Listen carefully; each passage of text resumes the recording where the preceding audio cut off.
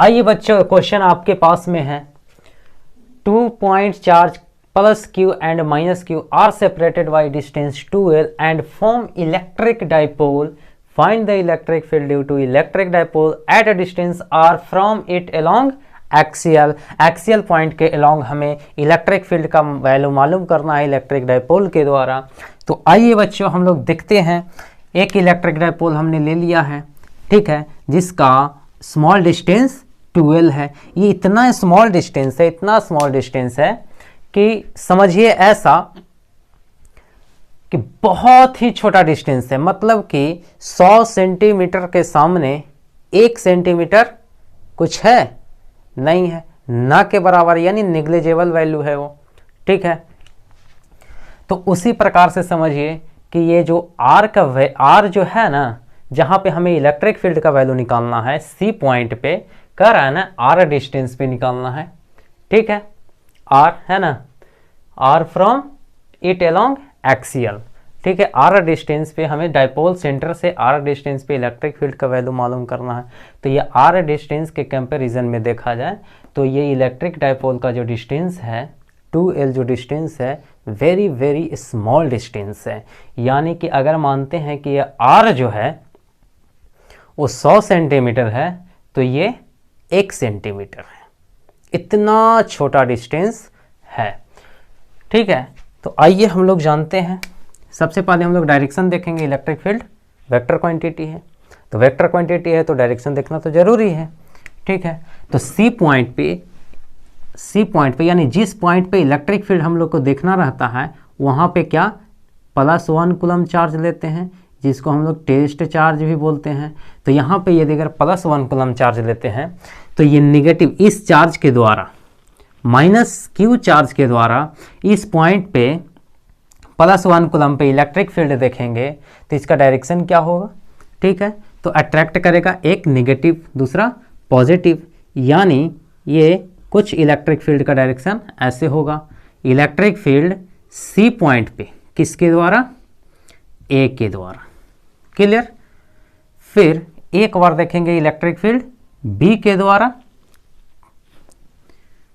तो बी के द्वारा कैसे हो जाएगा, ये पॉजिटिव ये भी पॉजिटिव. तब पॉजिटिव पॉजिटिव एक दूसरे को क्या करेगा, रिपेल करेगा. यानी ई सी पॉइंट पे किसके द्वारा, बी के द्वारा. तो देख रहे हैं कि एक दूसरे के अपोजिट डायरेक्शन है. डायरेक्शन कैसे आ गया, तो बारी बारी से हम लोग निकाल लेते हैं इलेक्ट्रिक फील्ड का वैल्यू. इलेक्ट्रिक फील्ड के लिए फार्मूला क्या होता है आप लोग सबको पता है, E = k/r², ठीक है. इसी फार्मूले से हम लोग दोनों का इलेक्ट्रिक फील्ड देखेंगे. उसके बाद में फिर हम लोग रिजल्टेंट इलेक्ट्रिक फील्ड निकाल देंगे. जो वैल्यू आना रहेगा वो आ जाएगा, ठीक है. तो ECA = क्या हो जाएगा, जो भी हम लोग डिस्टेंस मेजर करते हैं वो डाइपोल सेंटर से मेजर करते हैं. अब देखा जाए तो कुछ डिस्टेंस होना चाहिए ना. E फार्मूला होता है k/r². तो ये जो हमारा r² है ये r तो होना चाहिए ना. तो इसका यानी -q और +1 कूलम के बीच के डिस्टेंस कितना हो जाएगा, यहाँ से लेकर के यहाँ तक का हमारा डिस्टेंस कितना हो जाएगा. तो देखिए बच्चों ध्यान से देखिएगा, O से लेकर के C तक डिस्टेंस कितना है, r है, और A से B तक 2l है. तो यहाँ से यहाँ तक क्या हो जाएगा, l, और ये वाला यहाँ से यहाँ तक l, ठीक है. तो ये टोटल कितना है, r है और इधर l है. तो ये टोटल डिस्टेंस कितना हो गया, r + l. और इस चार्ज से यहाँ तक का यदि अगर डिस्टेंस देखा जाए तो हमारा टोटल कितना है, r है, ठीक है. r में से अगर l माइनस कर देंगे तो हमारा ये डिस्टेंस निकल जाएगा. क्लियर बच्चों. तो अब देखेंगे ECA electric field C point पे ए के द्वारा. तो सी पॉइंट पे ए के द्वारा देखेंगे तो क्या हो जाएगा, E = k/q मैग्नीट्यूड फॉर्म में. अगर नेगेटिव है तो भी क्या निकल करके आएगा, पॉजिटिव. या फिर ऐसे लिख सकते हैं, कोई दिक्कत नहीं है, -q/r². आर स्क्वायर होता है, तो आर स्क्वायर यहाँ से यहाँ तक का डिस्टेंस हमारा क्या है, आर प्लस एल का स्क्वायर हो जाएगा। और इसको इस प्रकार से लिख सकते हैं, E C A is equal to K Q by R plus L के होल स्क्वायर, इक्वेशन फर्स्ट। ठीक है, अब देखेंगे हम लोग electric field E B C B के द्वारा, ई सी बी के द्वारा। ठीक है, यानी सी पॉइंट पे बी के द्वारा इलेक्ट्रिक फील्ड का वैल्यू देखेंगे तो क्या हो जाएगा, के क्यू बाई डिस्टेंस कितना है, आर माइनस एल का होल स्क्वायर, इक्वेशन सेकंड। कुछ नहीं करेंगे, दो वैल्यू आ गया। ठीक है, हमारा ए और बी, और जैसा कि हमने वीडियो में बता चुका है वेक्टर के बारे में कि जब दो वेक्टर को ऐड करते हैं तो उसके रिजल्टेंट वेक्टर के लिए फार्मूला होता है, वो फार्मूला होता है क्या, रिजल्टेंट वेक्टर का magnitude R is equal to under root A square plus B square plus 2ab cos theta. ठीक है, इलेक्ट्रिक फील्ड कैसा क्वांटिटी है, वेक्टर क्वांटिटी, तो उसको तो सिंपली ऐड कर नहीं सकते हैं, वेक्टर के रूल को फॉलो करना ही पड़ेगा इसको। तो वेक्टर के रूल को फॉलो करेगा तो दोनों का डायरेक्शन ये अगर देखा जाए तो क्या है, एक दूसरे के अपोजिट डायरेक्शन में है, यानी एंगल देखा जाए तो कितना बना रहा है, 180 डिग्री बना रहा है।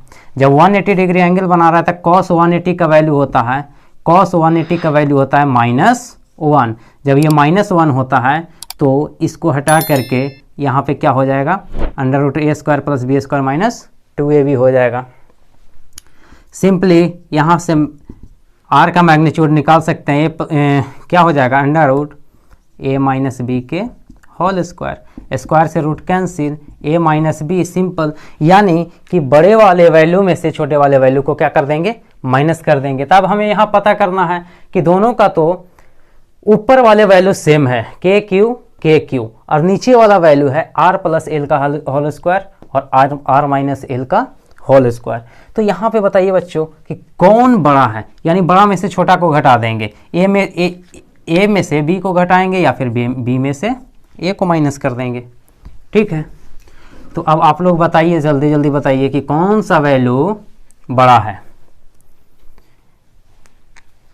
सो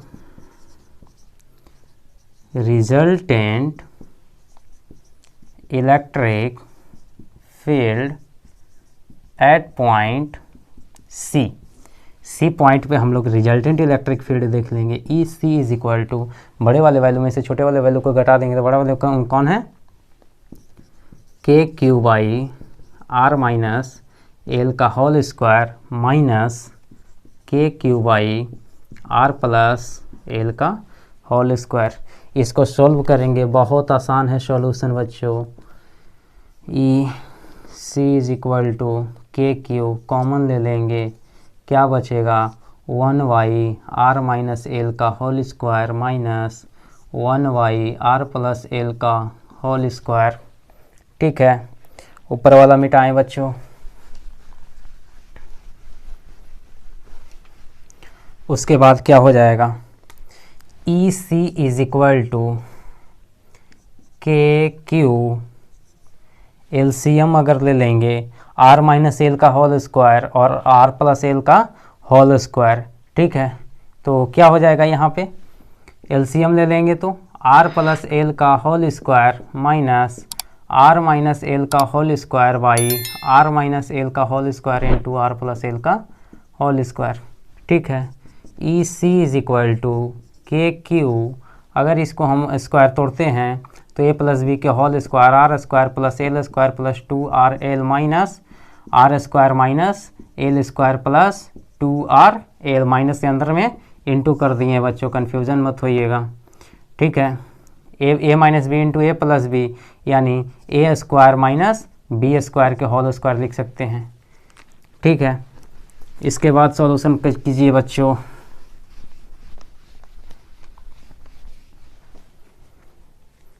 क्या हो जाएगा, R square L square R square L square cancel, E C is equal to K Q into 4RL by R square minus L square के पावर 2 और E C is equal to ऐसा लिख सकते हैं 2k Q into 2L into R by R square minus L square का whole square. ठीक है, put electric dipole हम लोग जानते हैं P is equal to Q into 2L formula होता है। तो Q इंटू 2L के जगह पे हम लोग क्या पुट कर देंगे, Q इंटू 2L के जगह पे P पुट कर देंगे। तो E C is equal to 2kPr into R square minus L square के होल स्क्वायर हो जाएगा। ठीक है, ये हमारा आ गया इलेक्ट्रिक फील्ड का वैल्यू एक्सियल लाइन पे। इसको यदि अगर हम लोग तोड़ते हैं तो अभी हमने बताया कि ये 2L जो वैल्यू है वो बहुत छोटा है comparison to R। If R very very greater L then R square minus L square का वैल्यू अप्रॉक्स इक्वल क्या हो जाएगा, आर स्क्वायर हो जाएगा, क्योंकि ये वैल्यू बहुत छोटा है, नेग्लेक्ट का हो जाएगा।